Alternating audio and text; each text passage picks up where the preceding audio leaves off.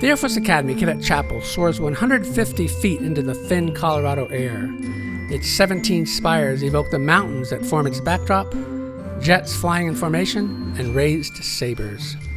After winning a spirited national competition to earn the right to design the Air Force Academy, the Chicago-based firm Skidmore, Owings & Merrill put 34-year-old architect Walter Netsch in charge of the chapel's design.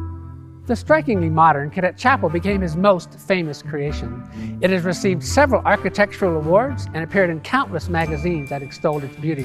Today, its beauty is unquestioned, but the design originally raised many questions and caused lots of controversy.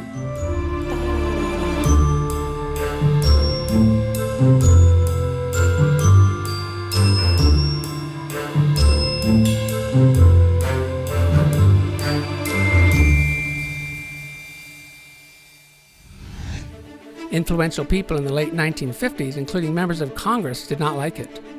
Critics of that time called the chapel design a shocking fiasco, an accordion, and said that attending services there would be like worshiping in a skating rink. While Congress briefly delayed funding, Netsch and Company prevailed. The chapel was built by the Robert E. McKee Construction Company of Santa Fe, New Mexico, between 1959 and 1963. The cost to build the chapel was $3.5 million for the structure, while the furnishings, organs, and other interior items were funded through private donation.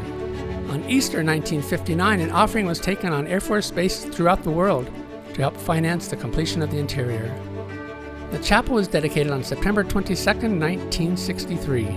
Since then, the aluminum, glass, and steel structure has become the top man-made tourist attraction in the state of Colorado.